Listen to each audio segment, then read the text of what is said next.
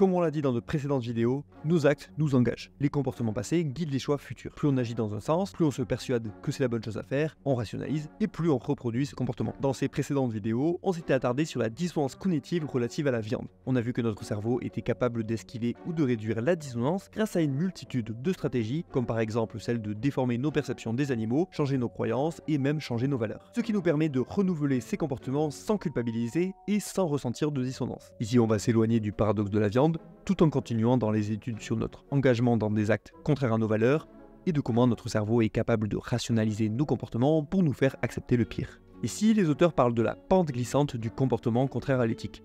On parle de pente glissante puisqu'on va vraiment observer une escalade de la gravité des actes au fur et à mesure du temps et de la rationalisation. Alors une précision sur ce terme de comportement contraire à l'éthique qu'on trouve dans les études. Alors évidemment, quand on parle de psychologie avec la dissonance cognitive, on n'est pas là pour trancher la question de qu'est-ce qui est fondamentalement bien ou mal et de s'il y a une morale objective. Ce qui nous intéresse ici d'un point de vue psychologique, c'est ce que les gens considèrent comme éthique ou moins conforme à leurs valeurs. La réalité morale objective, s'il y en a une, elle ne nous intéresse pas tellement ici, puisque même dans le cas où par exemple la torture serait objectivement mal, s'il y a des gens qui le font sans être gênés, sans empathie et sans être mal à l'aise, il n'y a pas de dissonance cognitive. Bref, ce qui nous intéresse ici sur le plan psychologique, c'est le comportement des individus en fonction de leurs valeurs morales. Alors à la base, la plupart des gens ne sont pas très enclins à faire des grosses fautes morales qui risquent de fortement impacter l'image qu'ils ont d'eux-mêmes. Ils sont généralement plus enclins à faire des petites fautes morales, plus faciles à rationaliser. C'est pour ça que pour en arriver à des actions extrêmement problématiques que les personnes n'auraient initialement pas voulu faire, ça a plus de chances d'arriver en commençant par des petites actions non éthiques qui empirent progressivement au fil du temps, par opposition à des changements brusques. Comme exemple de ça, des études montrent que faire des petites transgressions, comme tricher ou voler un petit truc, peut augmenter des chances de réaliser des comportements de plus en plus graves au fil du temps, en justifiant petit à petit chaque comportement et en changeant notre perception. Dans une expérience où des participants devaient résoudre des problèmes mathématiques, ceux qui ont triché le plus, c'est ceux qui avaient eu l'opportunité de tricher dès le début, en commençant doucement et en augmentant progressivement. Ceux-là ont triché 2 fois plus que dans les autres conditions. Les auteurs de cette étude parlent d'une érosion éthique, que ce soit pour accepter nos comportements, mais également tolérer les actions des autres. Si on tolère petit à petit des comportements de plus en plus graves, on a plus de chances d'en venir à tolérer des choses qu'on n'aurait pas tolérées autrement. Donc si elles ne sont pas neutralisées, des petites fautes peuvent faire effet boule de neige jusqu'à devenir de plus en plus graves. Cette pente glissante peut accentuer des comportements de triche, de mensonge ou de vol. Mais au-delà de ça, cette pente glissante vaut aussi pour des violences et des agressions, et ce jusqu'au terrorisme et au meurtre.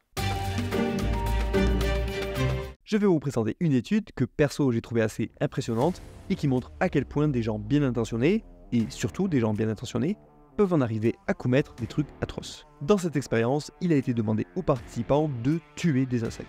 Ils doivent réaliser une tâche d'extermination dans laquelle ils pourront tuer des insectes à leur rythme, et ce pendant 20 secondes.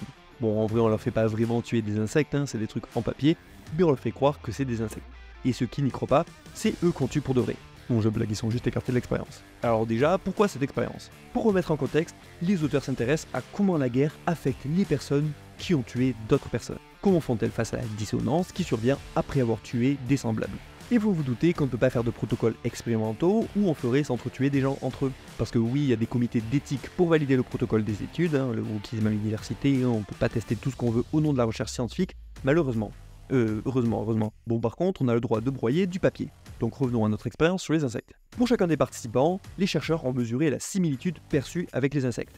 C'est-à-dire à quel point ils se sentent proches ou éloignés des insectes, avec l'hypothèse que les participants qui ont une plus grande similitude perçue seront moins enclins à tuer des insectes. Forcément, plus on se sent proche d'eux, plus on aura de l'empathie pour eux et moins on voudra les tuer. Et surtout, plus on se sentira mal après l'avoir fait. Alors pourquoi on teste ça? On revient sur le contexte de l'étude par rapport à la question de la guerre. Ce sentiment de similitude est ici essentiel. Si vous vous sentez proche des gens que vous devez combattre, ce sera psychologiquement bien plus difficile que si vous voyez ces ennemis comme des autres, des monstres à exterminer. מצור מוחלט על העיר עזה. אין חשמל, אין מזון, אין מים, אין דלק. הכל סגור. אנחנו נלחמים בחיות אדם ואנחנו נוהגים בהתאם. Et si vous tuez une de ces personnes que vous considérez comme des individus comme vous, alors le choc pourrait être destructeur. Vous pourriez avoir une bonne grosse dissonance cognitive et peut-être même un traumatisme. Et c'est ce qui a été décrit chez certains combattants de la guerre du Vietnam. Ceux qui avaient commis des actes criminels montraient davantage de traumatisme et de dissonance lorsqu'ils avaient réalisé que leur victime n'était en fait pas si différente d'eux. Bref, la similitude implique davantage de réticence à tuer et davantage de menaces pour l'équilibre psychologique. Maintenant, revenons sur l'expérience des insectes. Premier résultat sans surprise, plus les participants perçoivent une similarité élevée avec les insectes, moins ils ont mis d'insectes dans le broyeur pendant la tâche d'extermination. Bon, ça c'est quand la tâche est complètement libre. Mais il y a une deuxième condition de l'expérience où on ajoute une étape avant la tâche d'extermination. On va demander aux participants de mettre un premier insecte dans le mixeur. Et on va voir ensuite si ça change quelque chose dans la tâche d'extermination libre de 20 secondes. Alors, on peut s'attendre à ce qu'une dissonance soit induite par ce premier insecte tué. Et qui dit dissonance, dit tentative de réduction de la dissonance, et donc souvent de rationalisation. Si vous avez déjà vu les précédentes vidéos sur la dissonance cognitive, j'imagine que vous vous doutez de ce qui va se passer. Pour les participants avec une forte similitude perçue avec les insectes, ils ont tué davantage lorsqu'ils avaient tué un premier insecte avant la tâche d'extermination que lorsqu'ils ne l'avaient pas fait. L'explication ici, c'est que l'engagement sert à se protéger en banalisant l'action. Donc ça c'était pour les participants avec une haute similarité perçue, qui n'étaient pas trop enclins à tuer des insectes. Et du coup, pour les participants avec une faible similarité perçue, à votre avis, à quel point ça les a engagés à tuer d'autant plus d'insectes? Eh ben, aucun changement. Le fait de tuer un premier insecte ou pas n'a rien changé. L'explication ici, c'est que l'action de tuer l'insecte ne les a pas tellement impactés. Leur identité n'est pas menacée par cette action, et donc ils n'ont pas besoin de s'en protéger. Pas de dissonance cognitive, pas besoin de rationalisation. Mais l'étude n'est pas finie. Il y a une troisième condition. Là, on a toujours deux groupes avec forte et faible similarité perçue, mais cette fois, on va leur demander de d'abord broyer non pas 1, mais 5 insectes. Et on regarde ensuite combien d'insectes ils vont tuer dans la tâche d'extermination libre de 20 secondes. Résultat, ceux avec une faible similarité perçue n'ont eu aucun changement là non plus. Alors que ceux avec une forte similarité perçue se sont mis à tuer encore davantage d'insectes, jusqu'à dépasser les chiffres de l'autre groupe. Dans cette étude, les chercheurs ont aussi mesuré le ressenti des participants.